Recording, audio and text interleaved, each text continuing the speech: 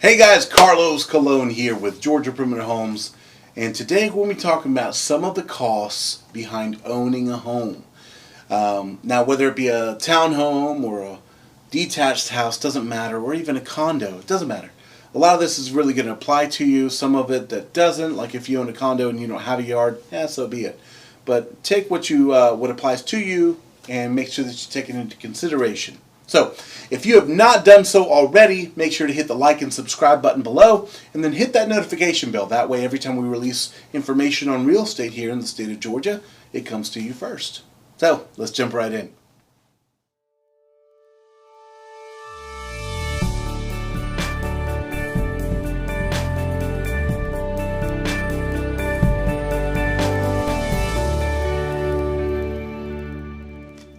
Alright, with this information, here's what we're going to do. We're going to separate it into two categories.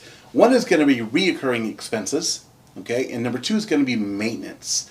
Those are very different. So, when you own a house, there's a lot of different things that'll hit you left and right. Different costs associated with owning a home, and you need to be prepared for those things. Because it's not like that vision that people get of like owning a car. Like, oh my God, I want a Ferrari so bad. Well, did you know that oil changes on a Ferrari cost $5,000 to $10,000? I don't think you want that, do you? So yes, the maintenance on a home is extremely important. It's also the reason why when the housing market crashed back in 2006, 7, and 8, yeah, you could get some amazing prices on some really large homes, but even if you could afford it, a lot of people couldn't afford to maintain those homes. And so you've got to understand, having a big home means larger costs associated with owning that house. So let's break some of those down. So number one is going to be insurance. Did you know that your insurance company can drop you in the middle at any point of you paying your bills and already being in the home? They can just drop you. Sometimes they do re-inspects of the house, and sometimes they go, wait, you had a trampoline back there. Well, yeah, I just got that last month for my kids. Well, when we closed on this, you didn't have a trampoline. We're just dropping you. Go get some other insurance. I mean, this is the kind of thing that we're talking about here. It's just very random. Sometimes you could own an older home that was remodeled, and they'll claim that, well, your chimney line is supposed to be 3 feet from the edge of your house. So, yeah, but my home was built this way, so it's grandfathered in. Yeah, but for our insurance purposes, we can't cover you. We're going to drop you. What? So now I've got to go shop for new insurance, which means my rate could actually go up or down right off the bat for me doing this, but I got to do it immediately. So on top of that, your monthly insurance premium, it renews every year, your yearly premium rather, which means your cost typically will go up on insurance costs every year, even if it's just a little bit. Which brings me to number two. Your taxes due on the home every year goes up. That means that your tax bill for that particular home will continue to rise every year. So your monthly payment might increase a little bit every year. You got to prepare for that. The third thing about recurring expenses here, or hard costs, so to say, really apply to you if you have an HOA. Lovely HOAs. So there are different types of HOAs. If you are living in a condo in Atlanta, for example, or anywhere, and you have set expenses, your HOA fees might be really high, and you probably already know this. But your HOA fees could change from year to year. Okay, so on top of this, not only can they change, but they can also fine you. You might have fees for not abiding by whatever they told you that you had to abide by when you first bought the place. So I'll give you an example, okay, on both ends. If you're in a condo and you left trash out, like a bag of trash in front of your condo door to take later, and for some reason they did a security check or a check, the HOA did, and now they took a picture and fined you for having trash outside of your door when you weren't supposed to, even though it was only for 5 or 10 minutes. It's a perfect example. Now you got to pay it. You don't have a choice. If you don't pay it, they're going to put a lien against your title until you pay it. One way or the other, you're going to pay it. Number two, the second example is going to be if you have the more common example, a standard HOA in a subdivision, and you have weeds growing up through your yard, and they might fine you $25 to $85 or $100 as a fee for not keeping up with your yard. The reality is, weeds can pop up. I mean, within 3 days. I mean, heck. I mean, sometimes it feels like from one day to another, all of a sudden you have 20 weeds growing in your front yard. So, but depending on how strict or loose the restrictions are in your HOA, determine what kind of costs are associated with those kind of fees. So keep those kind of things in mind when you're shopping for a house, so that you understand some of these expenses on the front side. So that covers some of these hard costs that are reoccurring every year that you can expect to continue to go up, down. They don't usually go down, they usually go up along the years. Then we need to talk about the big factors here on maintenance. I call them big because sometimes people don't really do them, but you really should. This is going to be about keeping up with your house, keeping it clean, and I'm not talking about the inside, I'm typically talking about the outside, and making sure that everything is well taken care of so they don't start to deteriorate. So some of these things are like pressure washing the outside of your home or your driveway. It's not something you necessarily have to do every year, but you probably should. Number 2 is going to be like your HVAC. Making sure that some company comes out before summertime starts and services your air conditioning to make sure that there's nothing wrong with it. They change out your filters, they clean your coils. All that's important to make sure it keeps running very efficiently, and it saves you on your utility bills every month. And also it means that your unit's going to last longer too. Number 3 we already talked about a little bit, which is landscaping. If you're anything like me, I don't have the time to mow my own lawn. If you do, that means that you're paying a company to come out, a couple times every month.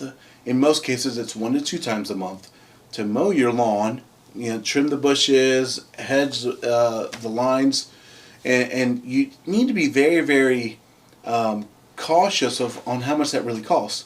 And let's assume that you do it yourself.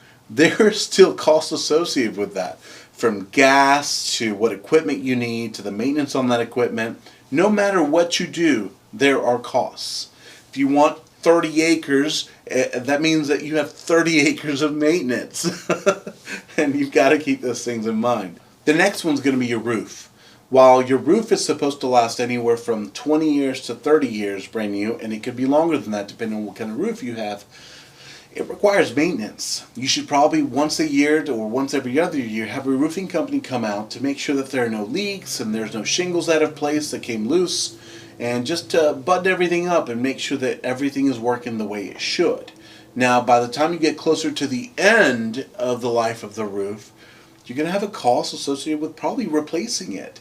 And you need to think about that. In most cases, most people try to replace their roof with insurance, and the way you do that is through like storm damage, wind, hail, whatever the case might be, at least here in Georgia.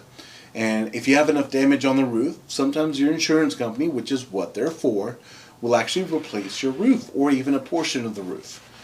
So those are some of the costs associated. Now, on a more yearly note, sometimes you'll have a random roof leak, and that needs to get handled immediately before it causes more damage. And so you want to get that, situated right off the bat. And that only happens when you have bad storms or tree branches that fall down, or trees themselves sometimes that just randomly fall over. And yeah, if it hits your roof, you got to be prepared to fix that kind of stuff. The last ones I'll leave you here are going to be termite, whether it be a bond or just termite inspections. In the state of Georgia, we have a termite season. It's usually spring leading into summer, and you've got to make sure that you have some kind of termite inspection or protection done. Whether it be every year, every other year, it doesn't matter. It needs to be done to make sure that you don't get termites in your home. The next one's going to be like appliances. Sometimes your appliances will go bad, whether it be your refrigerator, your stove, your microwave. There are costs associated with either repairing or replacing. And one of the really good systems that's good for that is really going to be a home warranty. So if you'd like, you could get a home warranty that's going to cover and protect you on some of that stuff. And home warranty is really good for also your water heater if it ever is going to go out. If your water heater is ever going to go out, what happens is your home warranty comes in, and they will actually either try to fix or replace is what's going to happen. In most cases, they try to fix whatever the issue is, and if they can't fix it, they will go ahead and replace it. Now, they do that by charging you a deductible. The nice part about a home warranty is deductibles aren't that expensive. Sometimes it's $40, $60, $80, or $100. But if I'm replacing the air conditioning unit, right, maybe that's what needs to happen. To pay $100 even to replace an air conditioning unit, yeah, that's a steal. That's worth every penny. But maybe it isn't worth it when it comes to a microwave that I can replace for $200 instead of paying for a $500 policy for a home warranty. The last thing I'll leave you with that are incurred costs with home ownership is going to be deficiencies. Sometimes, whether you may have known about it before you closed on the home, or you found out about it after, whatever the case might be, there are some situations that you need to be aware of, and your real estate agent can guide you through this when you go shopping for a house, things that you should look out for or try to avoid because they cost so much to fix. One of those is polybutylene, for example.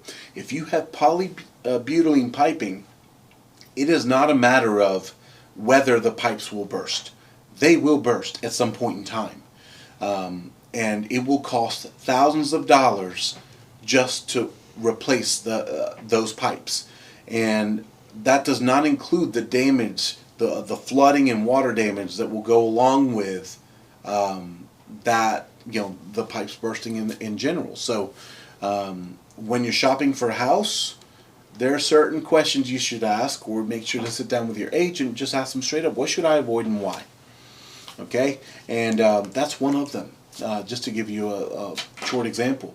There are types of shingles that were discontinued on purpose because they were known to fail before the expected lifespan of that shingle. Maybe it was supposed to last 30 years and they have some kind of factory issue where they only last 15, and so they discontinued them. Well, okay, what does that mean? That means your roof is going to go out a lot sooner than it's expected to. So, just be cautious of these things. This is why we get inspections on whatever home you're going to buy. You should get an inspection every time. And that's a big help. So, if you have any questions about this or anything else real estate related, give us a call at 770-314-1285 or check out our website at georgiaperimeterhomes.com. Thanks.